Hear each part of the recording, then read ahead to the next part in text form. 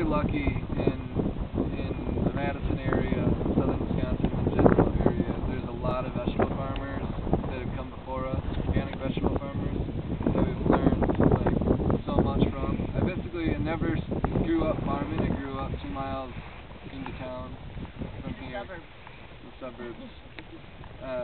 Yeah, so I had no experience farming at all I did once I started, but in 2002 I went to Michael Field's Agricultural Institute, which is in East Troy, Wisconsin, and basically learned how to farm vegetables there.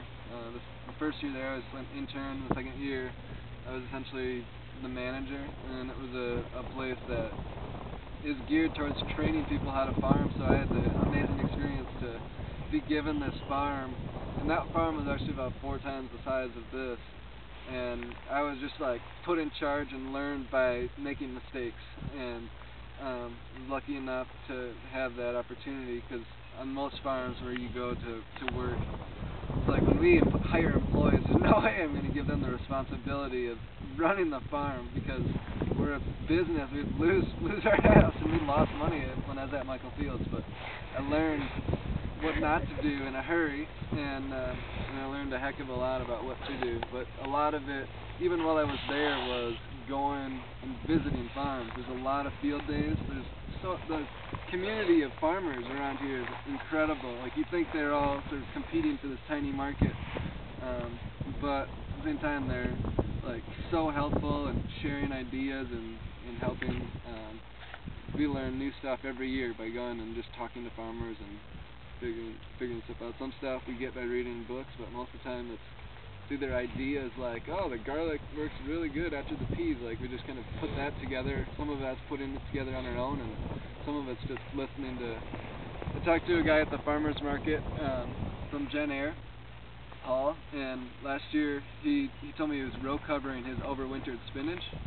And last year we had the worst overwintered spinach, and this year I was like, I'm gonna try row covering it, and we row covered it, and we almost lost none of it.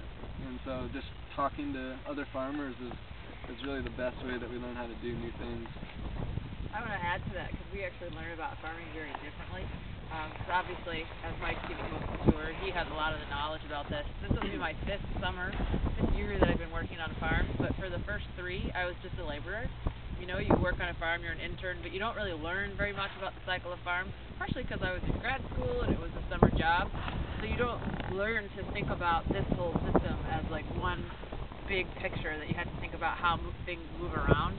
And this year now completes the first year that I've been involved on a farm for an entire year cycle, and it's not until you do that you can really understand how to do it. And even now, I'm still, like, every time we do a little talk, I'm listening to him, like, oh, that's why we do that, because there's certain things that I don't know yet. So I have a really different way of learning. What's also interesting is that Mike is still a student, about to graduate from UW, and so in agronomy.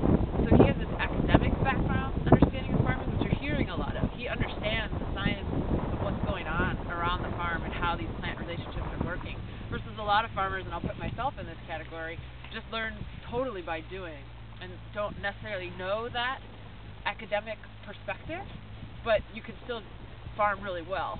So it's neat, because Mike has these 2 different ways of understanding farming, a very kind of book academic sense of studying something in the classroom versus actually being out here and doing that. And I only have the one of being out here, so every time we take a tour, I can understand a lot of what he learned, how he applies that here. So